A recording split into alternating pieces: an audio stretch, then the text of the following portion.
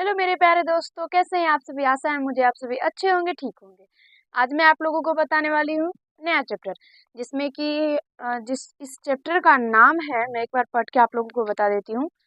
कुछ वास्तविक संख्या टाइप से है। एक सेकेंड।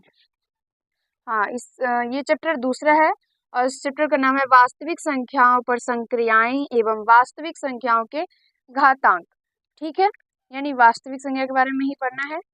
और आज हम लोग चैप्टर 2.1 स्टार्ट कर रहे हैं और इसमें हम लोग पहला क्वेश्चन से स्टार्ट करेंगे। और ये क्वेश्चन जो है वो उपरमेय संख्या के परमेय संख्या और अपरमेय संख्या के गुणाओं पर आधारित है। प्रश्न दिया गया है इस चैप्टर में, यानी पहला क्वेश्चन में जो पहला टाइप है उसमें पहला क्वेश्चन है इसका, बताइए कि नीचे दी गई संख्याओं में कौन कौन परमेय है और कौन कौन अपरमेय है। ठीक है, पहला क्वेश्चन है 3।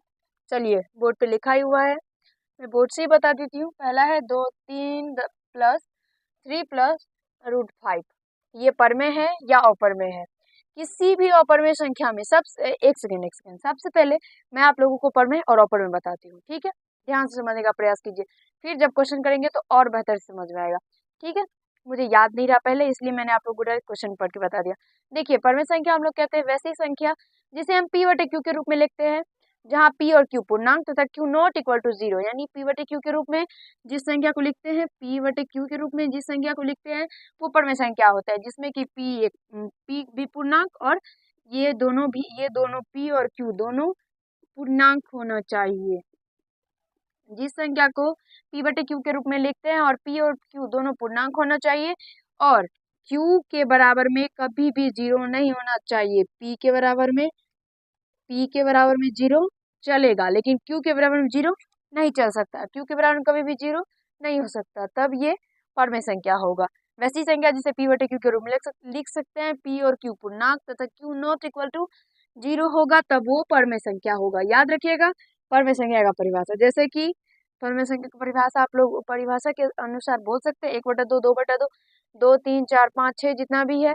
जैसे कि रूट में भी है √4, √9, √16, √25, ये सभी परमेय है, बहुत सारे परमेय है। और वैसे भी मैंने आप लोगों को परमेय और अपरमेय करके 3-4 वीडियो बनाया है आप लोगों के लिए, जिसमें कि मैंने अलग अलग तरीके से आप लोगों को परमेय और अपरमेय में क्या अंतर है, अपरमेय संख्या परमेय संख्या किसको कहते हैं, जो भी आप लोगों के दिमाग में कहीं से भी कुछ भी क्वेश्चन है वो सब मैंने आप लोगों को बता दिया है। अगर आप लोग नहीं देखिए तो आप लोगों से रिक्वेस्ट है, आप लोग जरूर एक बार देखिएगा, तब आप लोगों को बेहतर समझ में आएगा इस वीडियो में। और परमेय मैंने आप लोगों को बता दिया, आशा है समझ में आ गया होगा। और परमेय सिंपल इसका उल्टा, जो p/q की वैसी संख्या जो p/q के रूप में ना हो, जहाँ q और p पूर्णांक ना हो, मतलब सेम उसका उल्टा जो p/q के रूप में ना हो वो अपरमेय होगा। जो p/q के रूप में हो, p और q पूर्णांक दोनों होगा और q के बराबर में 0 नहीं होगा तो वो परमेय होगा। जो p/q के रूप में नहीं होगा वो अपरमेय होगा। मुझे आशा है आप लोगों को समझने में दिक्कत नहीं हो रहा होगा। ठीक है, अब हम लोग क्वेश्चन करेंगे। पहला क्वेश्चन में ही कहा गया है कि परमेय कौन होगा, अपरमेय कौन होगा। ठीक है, ये पहला जो हम लोग को दिया गया है वो है 3 + √5। तो 3 + √5 मैं आप लोगों को बता दूं कि 3 जो है वो एक परमेय संख्या है, √5 जो है वो एक अपरमेय संख्या है। तो अपरमेय संख्या के साथ कोई भी परमेय संख्या को जोड़ने पर अपरमेय संख्या ही प्राप्त होता है। दिस इज वो 1 पॉइंट। यह एक पॉइंट है जो कि आप लोगों के लिए बहुत ज़्यादा इम्पोर्टेंट है, इसीलिए ये अपरमेय संख्या के साथ परमेय संख्या को जोड़ा गया है, इसीलिए ये अपरमेय संख्या हो जाएगा। अपरमेय, ये अपरमेय हो गया। दूसरा 7√5, 7√5 और यहाँ पे जो है 7 वो एक परमेय है और ये √5 जो है ये अपरमेय है। अपरमेय संख्या के साथ परमेय संख्या को गुना कर दिया गया है, तो यहाँ से √5 का अगर वर्गमूल निकल जाता तब दोनों गुना करके परमेय आ जाता, लेकिन अभी ये अपरमेय है। आशा है समझने में दिक्कत नहीं हो रहा होगा। अब 7/√5 ये भी अपरमेय है। रूट वाला संख्या के साथ संबंध है ना, तो वो अपरमेय ही हो जाता है। अब यहाँ देखिए 5 + √5 - √5। अब देखिए यहाँ पे एक बहुत ही ज्यादा सीरियस मैटर आ गया है कि यहाँ पे क्या होगा। आप लोग तो देख के बोल देंगे कि हाँ यहाँ भी √5 है तो ये भी क्या हो जाएगा, तो ये भी अपरमेय हो जाएगा, लेकिन नहीं, ये अपरमेय नहीं होगा। क्यों नहीं होगा, क्योंकि यहाँ पे देखिए, यहाँ पे प्लस में √5 है, यहाँ पे माइनस में √5 है। जब इसको काटेंगे तो ये कट जाएगा, या घटाएंगे तो घट जाएगा, तो यहाँ से 5 बचेगा। 5 क्या है, तो एक परमेय संख्या है। ध्यान से समझने का प्रयास कीजिएगा, बहुत ही ज्यादा घुमा घुमा के दिया रहता है। आजकल यही प्रश्न पूछता है। ये सब का जमाना गया, पहले वो पूछता था जो हम लोगों से हो जाता है, अब ये पूछता है जो हम लोगों से नहीं होता है। ठीक है, अब देखिए पांचवा क्वेश्चन, √2 + 21, √2 + 21, ये ऑपर में, ये ऑपर में है। अब उसके बाद है पाई माइनस 2। पाई-2, आप सभी को पता है कि पाई क्या है, तो एक अपरमेय संख्या है, तो ये भी एक अपरमेय संख्या ही होगा।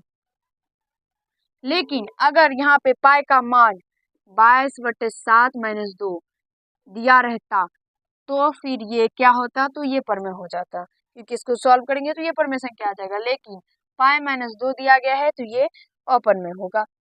अब उसके बाद देखिए √2 + √3, ये भी अपरमेय संख्या ही है।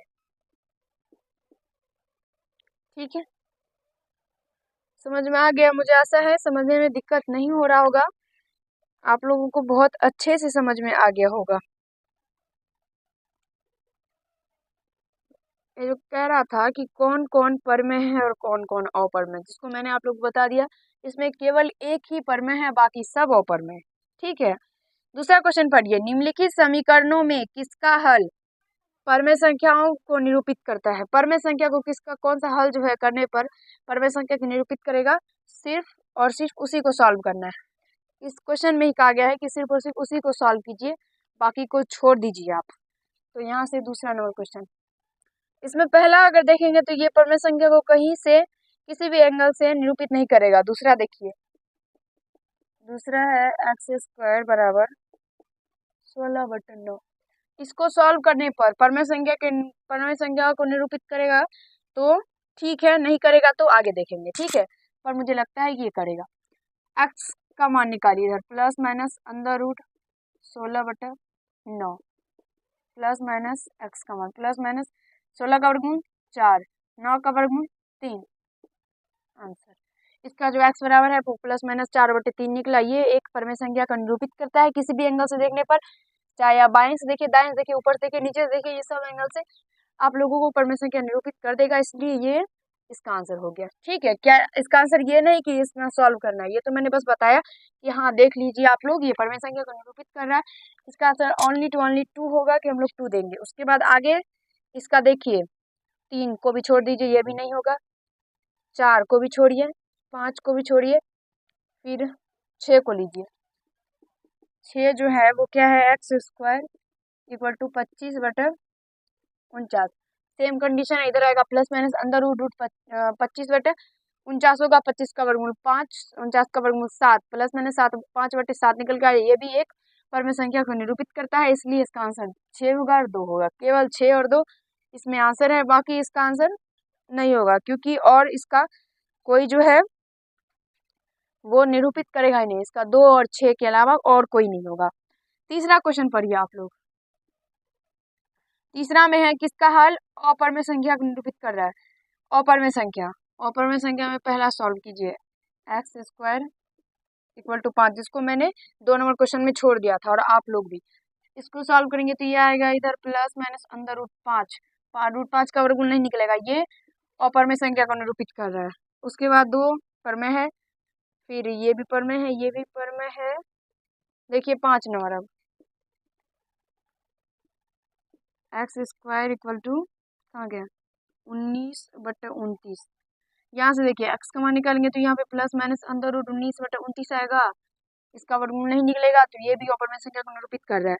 ये दोनों क्वेश्चन में केवल और केवल वही लेना है जो हमें कहा गया है। दूसरा में कहा गया था परमेय संख्या को कौन सा निरूपित कर रहा है, तो केवल हम उसी को लेंगे। तो इसमें दूसरा और छठा था। तीसरा में भी कहा गया है कि अपरमेय संख्या को कौन निरूपित कर रहा है, तो इसमें पहला और पांचवा है। केवल बस इतना ही लेना है जो कहा गया है।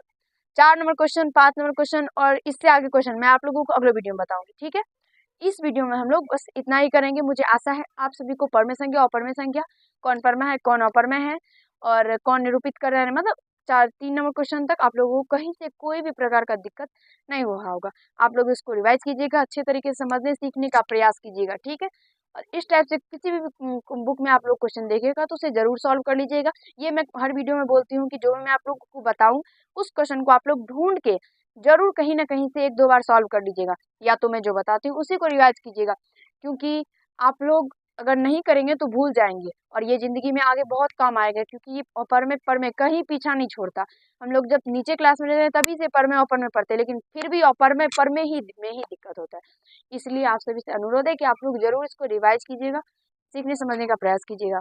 आज इस वीडियो में हम लोग इतना ही करेंगे। अगर आप वीडियो अच्छा लगा हो तो लाइक कर दीजिएगा, कैसा लगा एक कमेंट कीजिएगा, और यदि चैनल पर नए होंगे तो हमको जरूर सब्सक्राइब कर लीजिएगा। धन्यवाद।